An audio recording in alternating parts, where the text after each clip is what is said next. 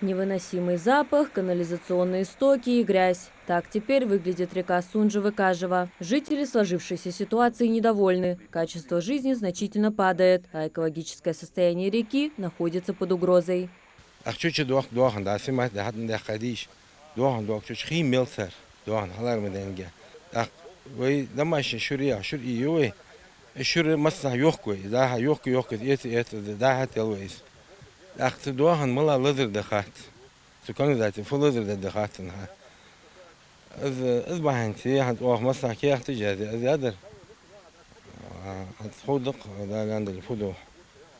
Постоянно схаджи воза бисаным вообще корхадили шоужат.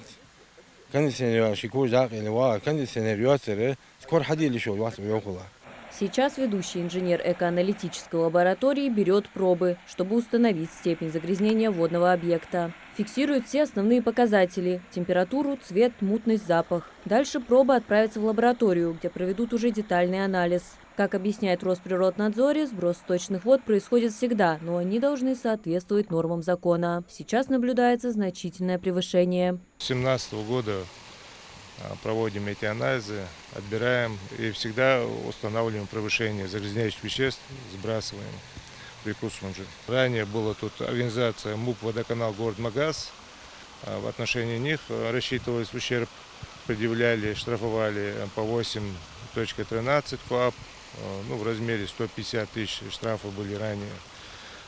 С января 2024 года данные очистные сооружения переданы единому оператору Республики Ингушетия в сфере водоснабжения и водоотведения. В прошлом году мы тоже рассчитали ущерб на сумму 209 тысяч и предъявили, они возместили этот ущерб.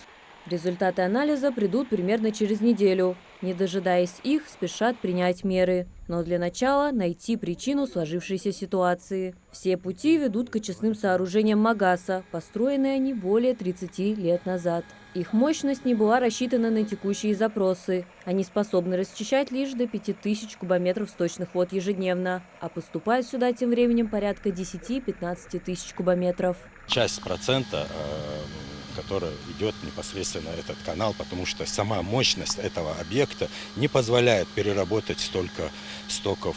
Для этого необходимо дополнительные резервуары, дополнительное оборудование данного объекта, уже с учетом нынешнего населения в Магасе, с учетом сточных вод, поступающих в увеличенном масштабе.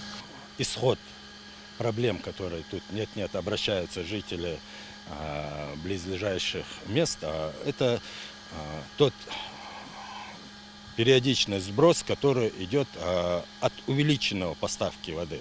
С ним на таком объекте, с таким оборудованием справиться ни мы, как управляющая компания, ни ГУП региональный оператор не может. Для этого нужен комплексный подход для того, чтобы модернизировать данный объект.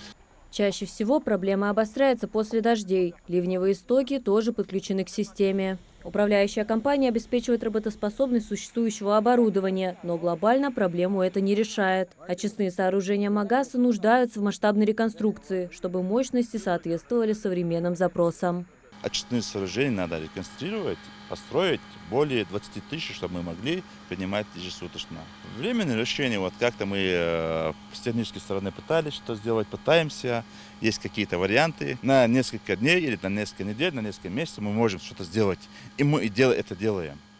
Но это не решение вопроса, это мы говорим. ГУП «Единый оператор» уже довел ситуацию до правительства региона. Не так давно этот вопрос обсуждали с региональным Минэнерго. А на днях в Ингушетию приедет специалист, который проектировал эти очистные сооружения. Совместно с профильным ведомством планируется обсудить дальнейшие шаги и составить дорожную карту, чтобы в первую очередь снять напряженность очистных сооружений. Собираемся построить 2 колодца, чтобы через 2 колодца делать механическую очистку, ставить ловушки. Как можно, что можно сделать, мы сделаем и делаем. Сейчас с правительством Ингушетии поднимается вопрос о масштабной реконструкции очистных сооружений Магаса. В ближайшие же несколько недель будут предприняты первые меры для первоначального решения проблемы. Марьям Акиева, Билал Ахильгов, Магас, 24.